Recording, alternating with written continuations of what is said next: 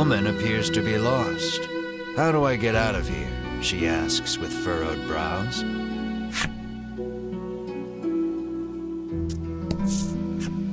The man sighs, realizing he may never be able to escape with his current tool set.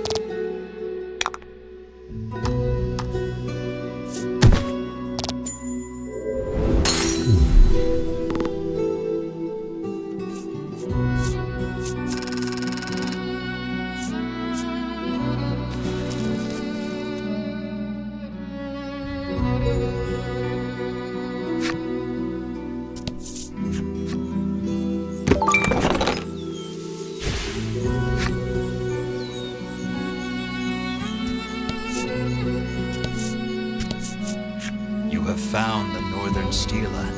It doesn't look particularly special. You resolve to touch it anyhow.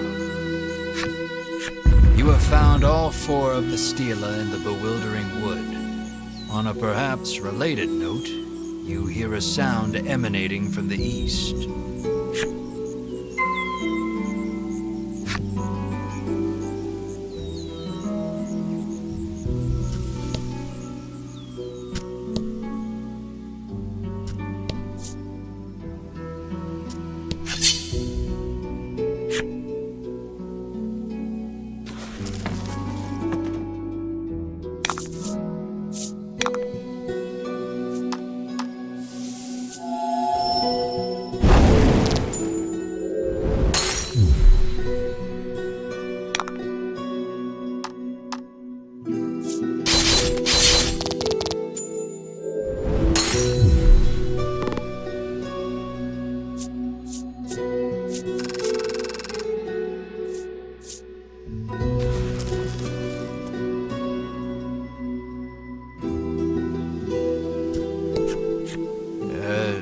Next stela is, you hear someone murmuring.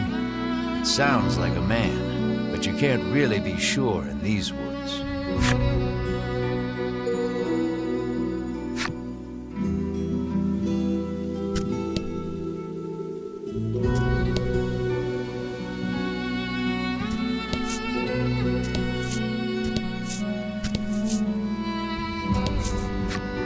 You examine the stela. The message carved into the stela reads, "Play in tune with the forest." You hold the woodland flute you received from the good doctor in Thriston. You slowly back away from the stela.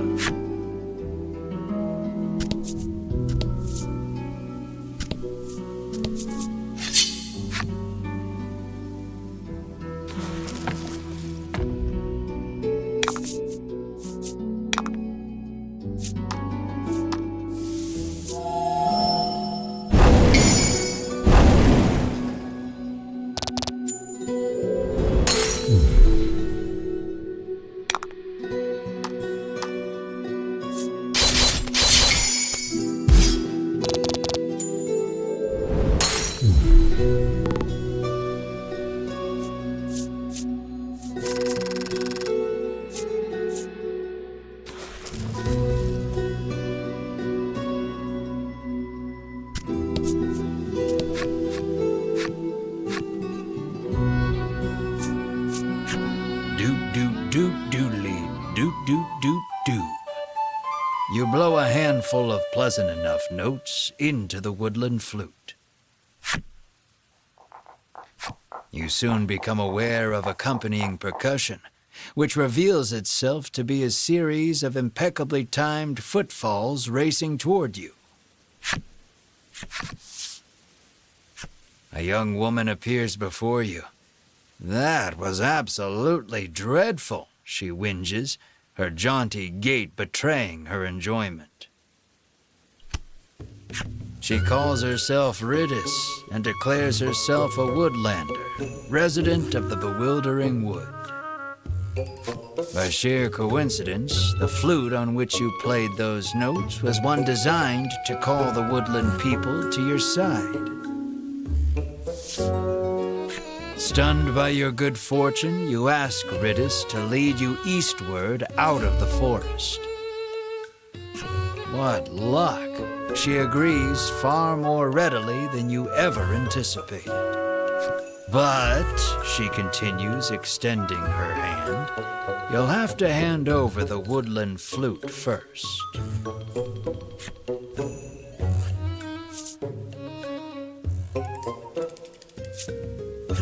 You hand over the flute, firmly restating that she may have it on the condition she leads you out of the bewildering wood. Ridis plucks the woodland flute out of your hands with glee and begins playing it as she skips away.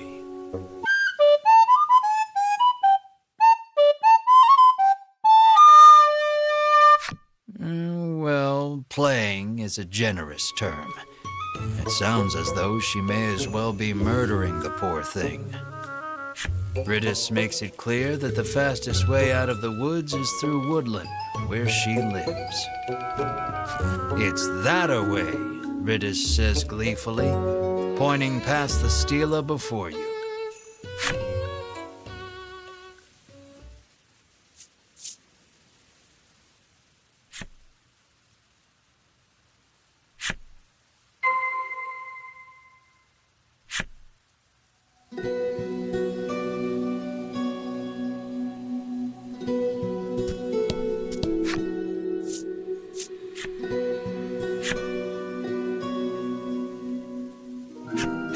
"Welcome to Woodland," Ridis says, gesturing out over the village. "Now, if you'll excuse me, I'm quite busy for the rest of the day, so you'll have to wait till tomorrow to leave the forest," she says, and makes her way home.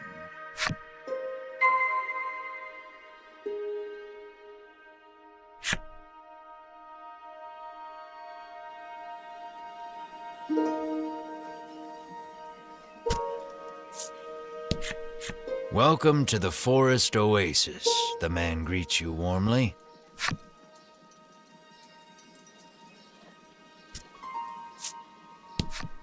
You happen upon a man greedily guzzling well water.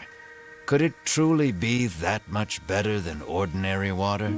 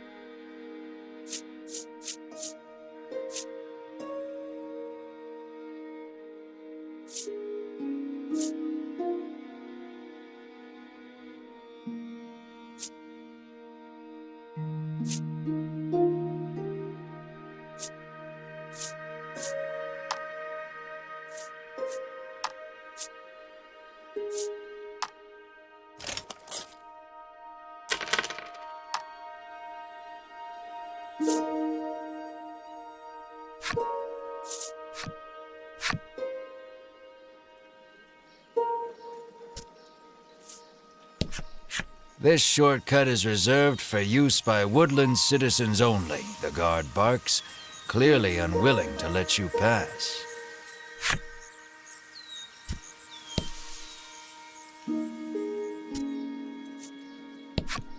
Apparently, she's heard rumors of the dragon destroying another town somewhere. "Our village would burn down so easily," she mutters, perhaps a bit more afraid of the symptom than the cause.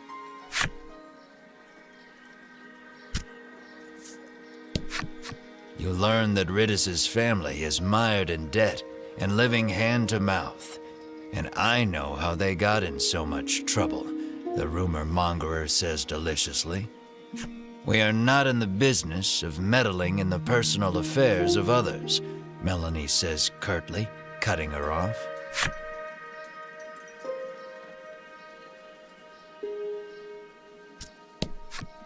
Been a while since we've had any outsiders, the innkeeper says, beckoning the party inside. It turns out this inn is simply a place where the poor, lost souls trapped in the bewildering wood may recover. You may stay as long as you like, free of charge.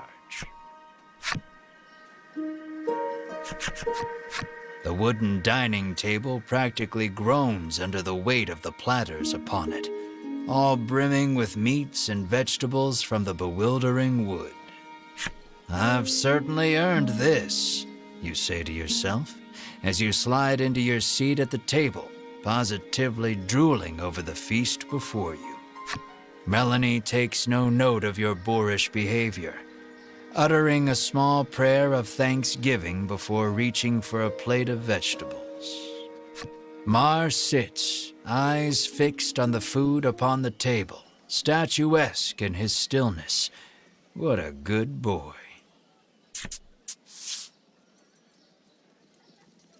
Mar clears the entire table in a matter of seconds, even emptying the water barrel in a single gulp.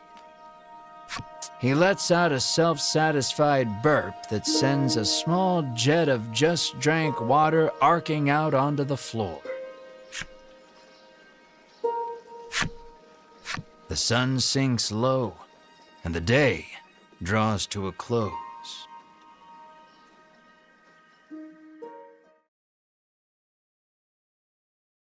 A scream pierces the silence. Fire! You leap out of bed, adrenaline coursing through your veins. The others follow suit, and before long you've burst through the front door and into the street. Riddis's house is ablaze, a nearby villager screams.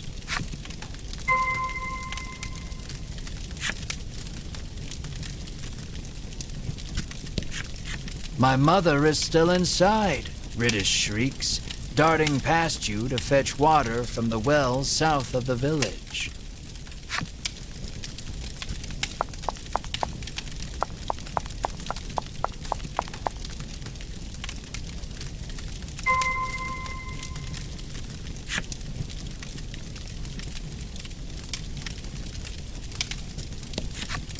Riddis is gathering water in an attempt to fight the blaze all on her own.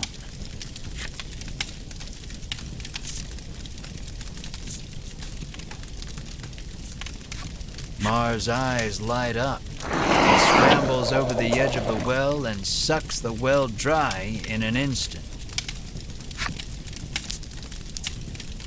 He pokes at his swollen belly and gestures toward Riddis's house, as if to say, "Get me back there, quick."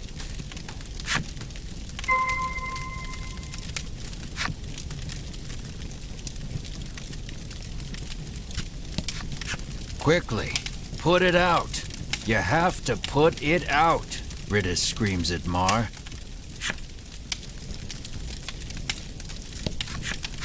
Mar douses the house with the water he sucked up from the well.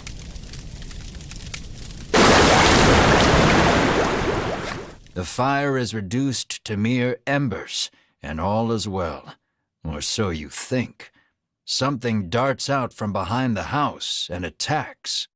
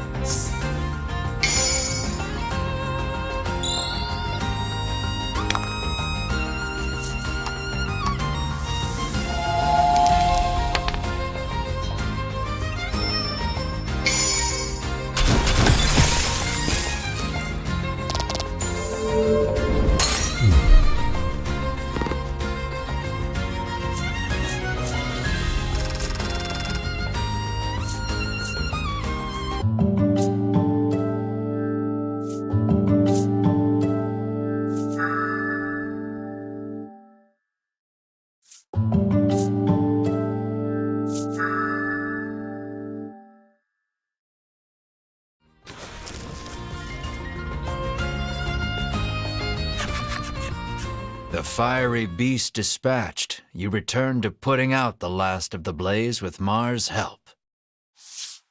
Ridus's mother, now safe, tells you the creature came out of nowhere and set the house aflame. What would bring a creature of fire to a place like this, you wonder?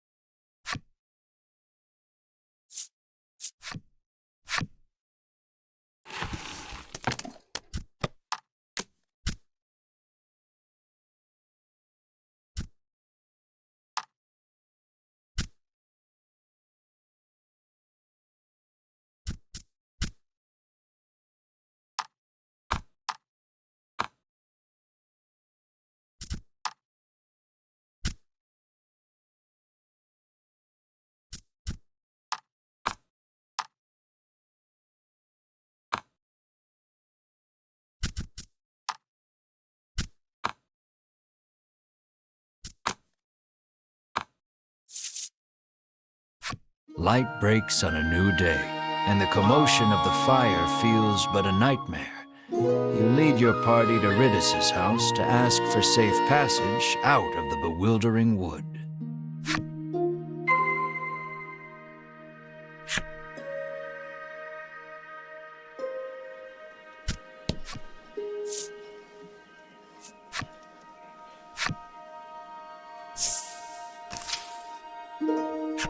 Though spared from complete collapse, Ridus's home has been thoroughly scorched.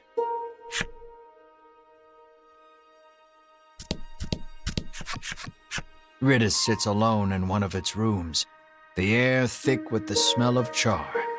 There shouldn't be any fire creatures for miles, she grumbles. She says the monster appeared while she was playing the woodland flute last night. As to why any monsters, let alone fire monsters, appeared, well, despite the circumstances, you ask Ridus to lead you out of the bewildering wood as promised. I did promise that, didn't I? She says wearily, rising from her seat. The poor girl is clearly still in shock. Why do you want to venture out beyond the bewildering wood anyway? She inquires, as she gathers this and that in preparation to leave.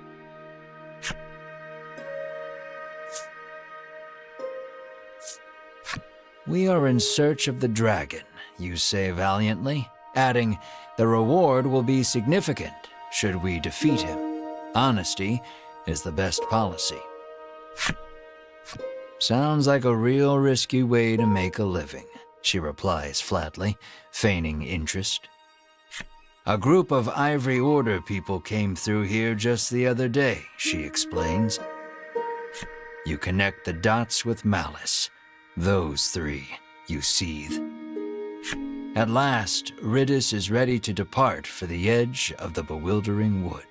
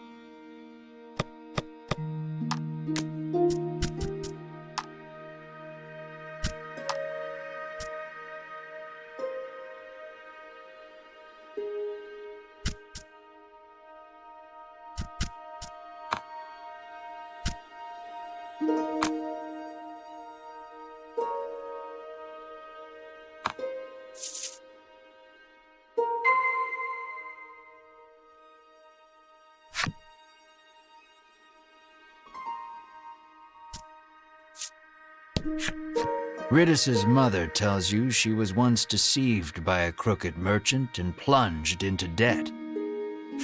Ridus has been working to repay the debt ever since her mother took ill.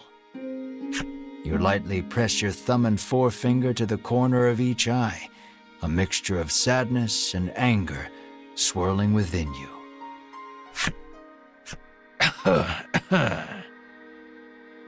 Ridus's mother is in no small amount of pain.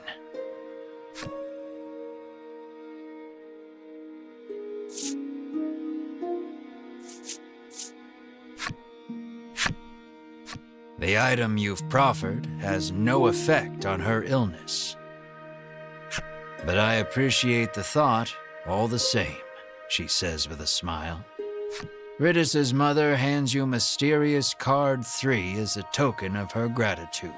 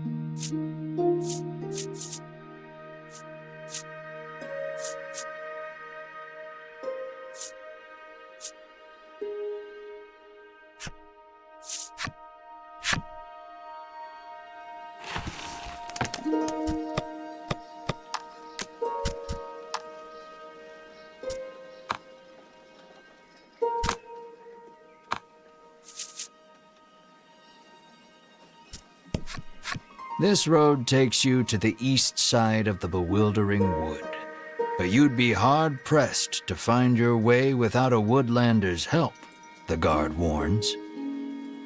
Upon seeing that Ridus is with you, he steps aside and lets you through.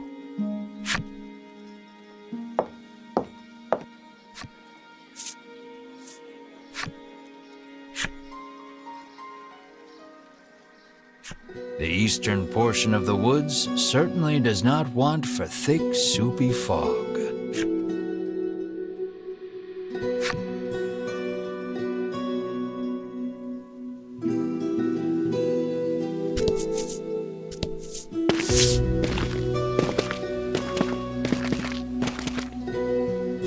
You turn away, ready to lead the party deeper into the bewildering wood.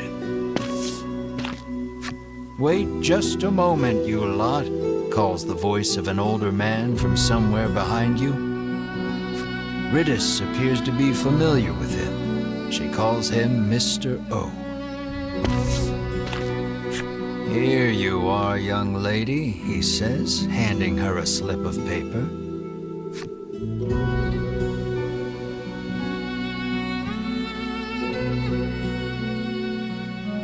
Oh dear. Further, Mr. O explains, Ridus did not have a fire insurance policy at the time of the conflagration, and so she shall have to pay in full. "I'll thank you kindly to pay by the end of the month. Bye now," Mr. O says, receding from view as he returns to the forest. Hee. Ridus lets out a bemused chuckle, her demeanor remarkably calm for what has just transpired. She pulls the woodland flute from her cloak and begins softly playing.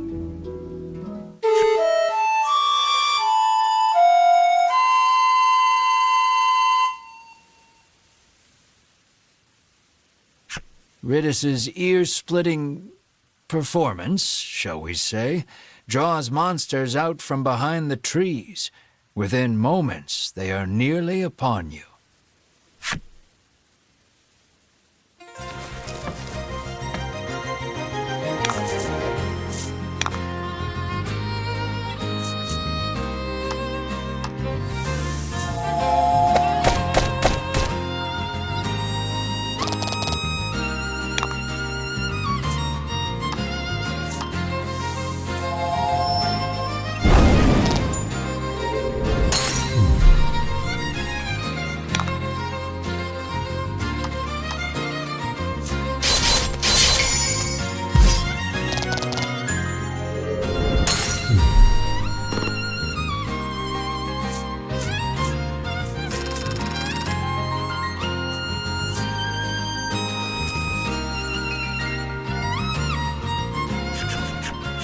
That's odd.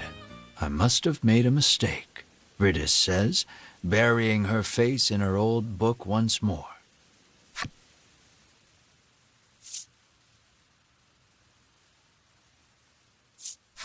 She opens the book to a particular page and thrusts it in your face. You can't tell anyone in the village I let you see this, okay? It's a page of sheet music, with a note scrawled beside it that reads, "Play this lucky tune to reverse your financial fortunes and make money woes a thing of the past." No matter how many times I played this last night, our debt never went down, she fumes, incensed. You inspect the page a bit more carefully. Off in a corner, in letters so small as to be illegible, another message reads, "May summon monsters if played incorrectly." You finally see that so long as Riddis holds the flute, this is nothing more than a monster conjuring melody. You snatch the woodland flute from her hands. "You have lost your flute-playing privileges," you inform her. "But I'll never escape from this mountain of debt without it," she cries, clearly still believing in the melody of fortune. Melanie quietly opines that while Riddis is many things, bright is not one of them.